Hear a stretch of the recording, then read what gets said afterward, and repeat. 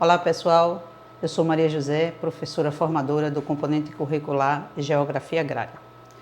Nós já vimos na primeira aula toda a parte de conceituação, método da geografia agrária. Segunda aula, nós fomos para a agricultura, a agropecuária no mundo, né? E agora nós vamos trabalhar nessa terceira aula alguns tópicos. Ela é bem diversificada. A gente começa trabalhando com agricultura, ecologia, problema da fome, problemas ambientais no campo.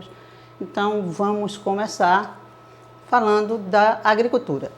A agricultura é uma prática que teve um avanço muito grande. É uma das atividades, podemos dizer que é uma das atividades mais antigas do mundo.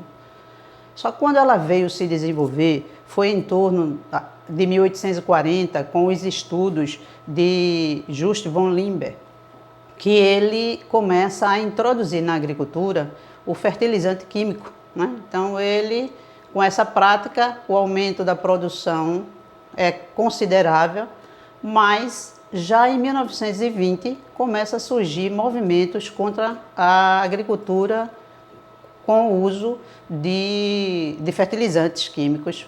E aí, dentro dessas ramificações que começam a surgir da agricultura alternativa, nós vamos trabalhar na nossa aula 4 desses tipos. Começamos por Rudolf Steiner, que em 24 ele inicia um trabalho de pesquisa onde ele considera a propriedade como um todo, a propriedade rural como um todo, como um organismo vivo, que precisava ser trabalhado com cuidado, sem produtos químicos, e aí surge o que a gente chama de biodinâmica, a agroagricultura biodinâmica. Rudolf, ele fez esses trabalhos juntamente, na mesma época, Albert Howard, ele inicia a agricultura orgânica. Na apostila, vocês vão ver que diz que Albert, é o pioneiro nesse tipo de agricultura. Na realidade, há uma controvérsia e muita discussão sobre quem é o pioneiro. O que se diz é que quem deveria ser dito é que Albert e Steiner trabalharam juntos nesse tipo de agricultura alternativa que começa a surgir. Porque, na realidade, Steiner começa seus estudos em 1925 e Albert em 1924, e Albert em 1925. Mas ele é considerado como se fosse o pioneiro. E, na realidade, há controvérsias. Esses movimentos, eles surgiram meio que paralelos, em contrapartida à agricultura com o uso de fertilizantes artificiais, né, químicos. Então, Rudolf começa esse estudo, trabalha com a propriedade como um organismo vivo e se preocupa com a qualidade do produto que é produzido. Em 1935, o mestre japonês Mokichi Okada, ele inicia uma religião espiritual, onde o seu objetivo é a purificação do espírito e do corpo. Então ele inicia também um movimento chamado de agricultura natural. Qual era o objetivo dessa agricultura natural? Era que tudo que as pessoas se alimentassem fosse o menos utilizado o manejo humano. Tinha que ser o mais natural possível, porque assim purificaria o corpo. E tomou muita proporção essa agricultura natural. Nos anos de 30, Hans Miller inicia a agricultura chamada agricultura biológica, que na realidade tem o mesmo fundamento de todas desses outros tipos de agricultura alternativa. A única diferença principal da agricultura biológica é que ele aí já começa a se preocupar com a parte econômica, ou seja, ele insere dentro da agricultura a questão que o produtor não use intermediário, que o produto produzido saísse direto do produtor para o consumidor. E a chamada agricultura orgânica, que é mais conhecida, como eu já disse, Albert inicia seus estudos na época de 1925 e ele intensifica muito essa essa tipo de agricultura porque ele traz a questão da compostagem, ou seja, o adubo preparado com dejetos de animais, restos de vegetais, e aí ele dá, vamos dizer assim, um avanço nesse tipo de agricultura. Mas se nós observarmos, todos esses tipos de agricultura alternativa, eles têm a mesma base, é não usar o fertilizante, o artificial, que depois, com o passar do tempo, vem os agrotóxicos. Então, é uma corrente que vem contra essa agricultura com produtos artificiais desde a década de 1920. Então, não é uma coisa nova. Hoje a gente vê falar em produtos orgânicos e pensa que é novo. Isso não é novo, isso é antigo. Então, todos esses estudos que foram feitos através desses 4 tipos de agricultura nos leva a trabalhar recentemente mais com o que a gente chama hoje de agroecologia. Mas o que é agroecologia? Seria mais uma modalidade de agricultura alternativa? Algumas pessoas dizem que sim, só que estudiosos afirmam que não. A agroecologia é uma ciência, ela não é só um tipo de agricultura, uma maneira de produzir. Ela é uma ciência, ela se constitui num campo de conhecimento científico com informe holístico, ou seja, ela não se preocupa só com o solo, ela vai se preocupar com o solo, mas ela se preocupa com a produção, ela se preocupa com o produtor, ela se preocupa com outros ramos sociais, onde ele respeita a opinião dos agricultores que são da região. Então existe como dizia Morin, se ele fosse classificar a agroecologia, ele dizia que é uma ciência complexa, certo? Devido a toda essa inter-relação que ela faz para acontecer. Eu trouxe para vocês aqui uma entrevista de Maria Emília, que é presidente do Conselho de Segurança Alimentar. Ela, numa entrevista, num programa de televisão, ela foi questionada qual é a diferença da agroecologia para a agricultura orgânica. Aí ela diz que a agroecologia é uma ciência, um movimento social e também suas práticas. Ela possui dimensões tecnológicas, sociais, políticas e econômicas. Além de não usar veneno, veja que ela não usa nem agrotóxico, ela usa a palavra venenos, vai além, realiza o manejo sustentável, valoriza as sementes tradicionais e cultiva alimentos em harmonia com a natureza e a cultura local. Diversidade é a palavra-chave do sistema agroecológico, então ela dá bem essa ênfase, diversidade. Por quê? Porque, por exemplo, se um agricultor quiser fazer uma produção de produtos orgânicos, uma monocultura de produtos orgânicos, ele faz. Ele simplesmente começa a trabalhar vamos dizer, a manga organicamente. Ele pode fazer só o plantio de manga. Ou ele pode trabalhar o milho organicamente, só o plantio de milho. Na ecoecologia, isso não pode acontecer. Por quê? Porque ela é feita dentro de um sistema agroflorestal. Então, se trabalha já com as espécies nativas, com o tipo de planta que vai ser feito, vai ser produzido ali, o período que ela pode ser produzida, que toda planta todo produto ele não tem o mesmo período para ser coletado. Então, tudo isso é estudado. Por isso que a gente diz que é uma ciência complexa, porque não é o agrônomo que faz a agroecologia, é um conjunto de diversos estudiosos, cientistas que trabalham junto para que a agroecologia aconteça. Então, ela é muito mais complexa. Ela abrange muitos ramos da ciência, certo? Então, a agroecologia ela passa até pelo desenvolvimento sustentável. Na nossa apostila, vocês vão ver um pouco do desenvolvimento sustentável, mas é uma coisa muito já discutida por muitos professores. E aí, dentro da nossa perspectiva aqui, nós vamos trabalhar só a agricultura sustentável, que ela deve ser utilizar técnicas que enriqueçam ecologicamente e socialmente os meios de produção. Ou seja, é uma agricultura que tem que ser pensada. Por isso a agroecologia está tomando tanto espaço, porque ela é pensada no que como vai produzir, onde vai produzir, mantendo o equilíbrio do meio ambiente. Principalmente manter esse equilíbrio, para que isso se perpetue, tenha condição de produzir alimentos por muito tempo e não desgastar como a agricultura faz.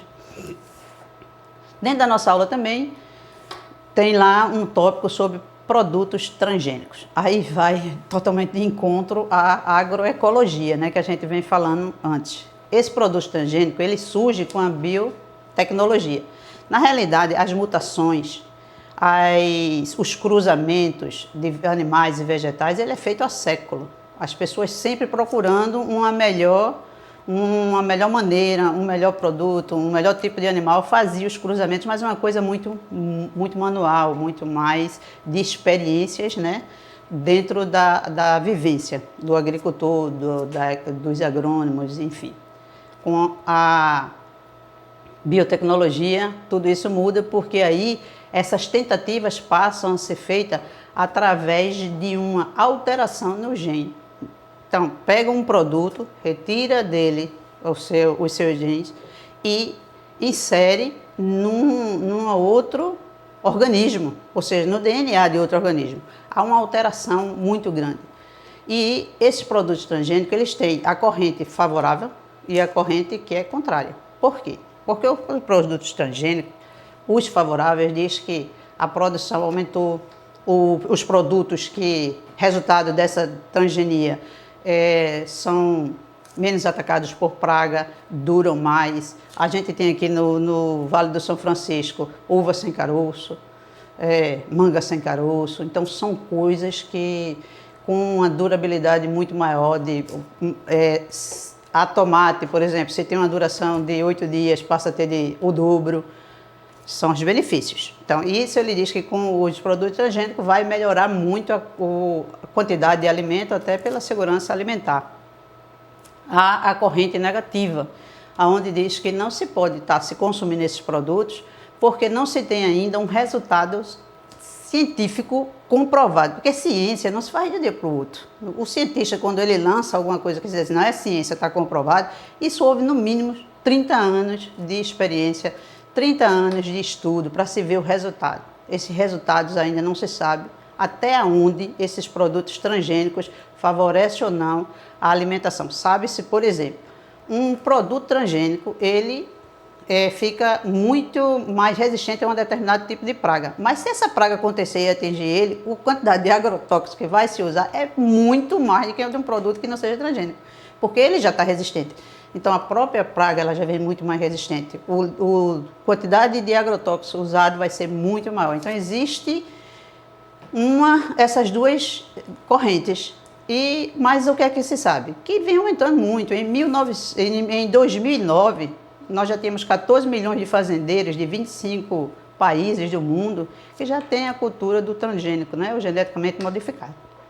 Agora, se algum país é contra, ele pode ser contra, ele pode ter... Então, por conta desses conflitos que começaram, foi assinado o protocolo de Cartagena sobre a biossegurança, onde esse protocolo é um acordo que ele trabalha as modificações, os produtos modificados, ele dá as normas de comercialização. Todo mundo tem que colocar lá nos rótulos, dizer que o produto é transgênico. Então, tem uma série de normas nesse protocolo que, vamos dizer assim, gerencia essa questão de produtos transgênicos. E se um país não quiser, ele não pode sofrer retaliação por conta da sua negação a um produto transgênico. Mas é uma coisa que só o futuro vai dizer se os benefícios são maiores ou menores que os malefícios que esse produto pode nos trazer. Dentro da mesma, continuando a nossa aula, aí vem os produtos orgânicos, que é exatamente resultante da agricultura orgânica que a gente falou ainda há pouco. Também vem crescendo, principalmente nos países centrais, onde a questão do alimento já está mais que resolvida nesses países centrais. Lá na nossa apostila, os autores estão usando ainda países desenvolvidos. Mas essa nomenclatura, desenvolvidos, subdesenvolvidos, mudou um pouco. Hoje nós temos os países centrais, os emergentes e os periféricos. Então, esses países centrais já têm uma consciência maior do que é que o mal que esses alimentos, tanto os transgênicos como os que são usando muito agrotóxico, por mais que se lave, que se bote em recipiente com soluções para eliminar, já está provado que esses agrotóxicos, eles vão vamos dizer assim, na raiz do produto. Ele não tira, você descascar diminui, mas não tira todos os agrotóxicos. Então, nós estamos sim consumindo tanto produtos agrícolas como pecuários, com muito artifícios que vêm prejudicando a saúde. Então, nos países centrais isso é muito evidente. E os produtos orgânicos, eles estão tomando uma proporção muito grande nesses países, a produção. E não é só lá, né? A gente há de convir que em todos os locais hoje já existe a feira de produtos orgânicos. A gente vai lá verificar que aqueles produtos orgânicos são menorzinhos, eles não são tão grandes, porque eles não têm toda a tecnologia, né? A galinha caipira ou capoeira, dependendo da região como se chama, ela tem um porte menor do que uma galinha matriz com hormônio. Então, existe todo um problema da produção dos orgânicos, porque também o custo é mais caro. E não existe ainda uma política para os produtos orgânicos. Está começando agora com o apoio da produção da agricultura familiar, certo? Mas aqui no Brasil, a gente ainda está bem aquém dos países centrais. Mas tanto nos países centrais como nos emergentes, que é o caso do Brasil, já se tem uma noção dos prejuízos dessa agricultura comercial, né, que a gente chama tradicional, convencional, e os produtos orgânicos estão tomando um certo volume na produção e no consumo. Vimos também na nossa aula alguns problemas ambientais do campo.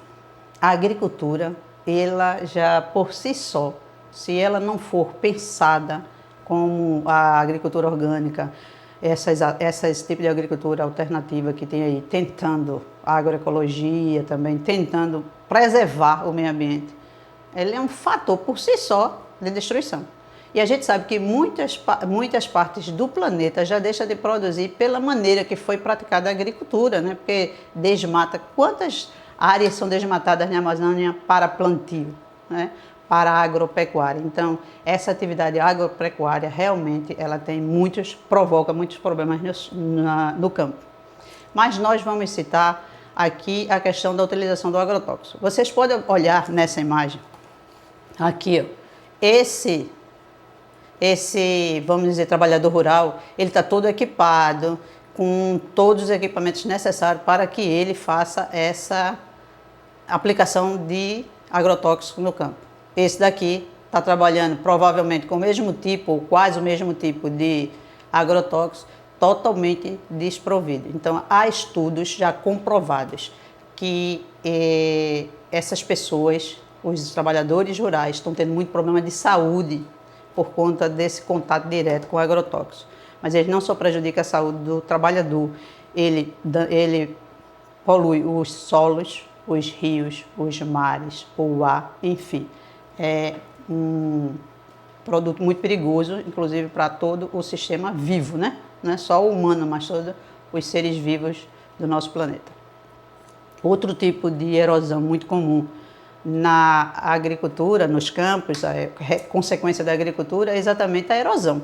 Por quê? Porque é tirado o sustento do solo, derrubado a vegetação primitiva para que se faça um cultivo. E se há um problema de chuva, que é a erosão pluvial, consequentemente a fluvial também, uma das que mais atinge essa parte agrícola, nós temos diversos tipos de erosão, mas essas são bem mais evidentes. Com as chuvas fortes, se o solo está descoberto, aí o que é que começa? O processo de ravinas. Você vê que são aberturas, ranhuras, como a gente chama, é processo de escoamento da água.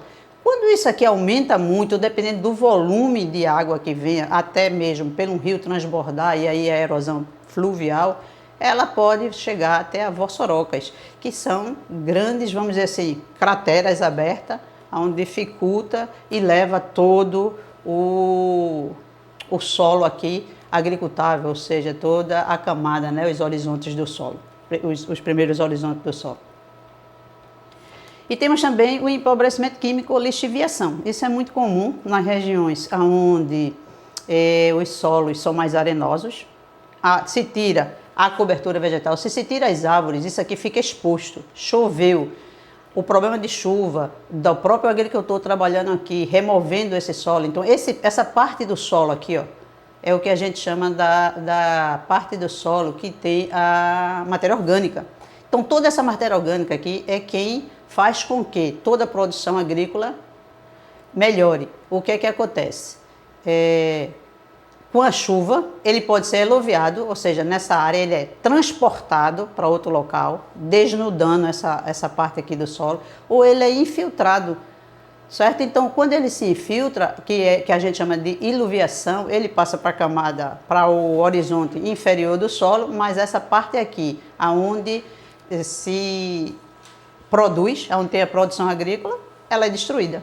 Então, isso aqui é muito comum, dando depois a questão da laterização, né, onde isso aqui fica um solo ferruginoso, solo cretado, então impróprio para a agricultura. É o que acontece com o solo da Amazônia, né? Porque o pessoal pensa que a Amazônia, porque tem uma floresta muito grande, é um solo maravilhoso. Não é. Ele tem um solo pobre de nutrientes, o que faz com que ele abasteça esse solo é exatamente a queda dos vegetais, animais que morrem, árvore que cai, o madeiramento que se decompõe e forma a matéria orgânica ou forma a serrapilheira ali, para que esse solo fique fértil. Na hora que se tira a vegetação, a mata, esse solo, com pouco tempo, ele deixa de ser produtivo para a agricultura. O solo é pobre, por conta desse problema de empobrecimento químico ou lixiviação. E por último, a nossa aula traz um problema chamado de segurança alimentar e nutricional. O que é segurança alimentar?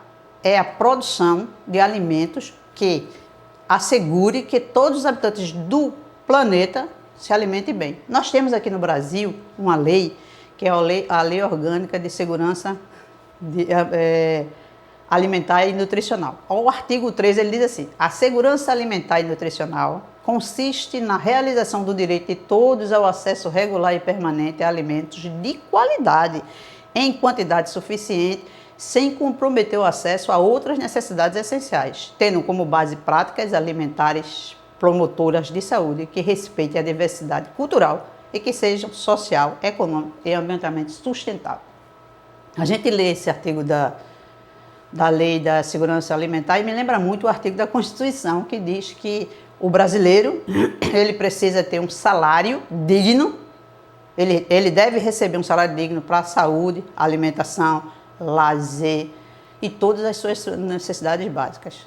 É como a de segurança alimentar, é só lei. Na realidade, existem problemas, e existem problemas sérios. O salário mínimo nosso é irrisório e a segurança alimentar também não está atendendo todas as demandas, ou seja, nós temos muitos problemas hoje com isso. O que acontece? Está existindo um aumento per capita, ou seja, por pessoa, de consumo alimentar. As pessoas estão comendo mais, certo? Então, isso também gera o aumento dos alimentos, porque tem que se produzir mais e o preço desses alimentos está ficando cada dia mais caro. E nós temos algumas causas para isso. A primeira são as variações climáticas, né? Tanto as secas como as inundações provocam um desequilíbrio na produção agrícola. A desertificação tem muitas partes do país através daquela laterização que começa naquele processo de empobrecimento químico, depois chega o processo de desertificação. Então aquela área fica sem condição de produção agrícola. E as práticas agrícolas, que aí é o mais sério. O que é que está acontecendo? Não é que o mundo não tenha condição de produzir alimentos. Se produz alimentos suficiente para todas as pessoas do planeta se alimentarem bem. Só o que essas práticas estão sendo modificadas tanto nos países centrais como no emergente, pela questão da substituição, por exemplo, do petróleo, que todo mundo sabe que está acabando. Então, há uma preocupação excessiva com os biocombustíveis. Animais, produção de alimentos para animais, então está se desviando o objetivo da produção de produtos alimentares. Não é para alimentar o homem, é para alimentar animais, porque isso gera dinheiro, venda na agropecuária e para biocombustíveis, provocando assim realmente um desequilíbrio na produção alimentar.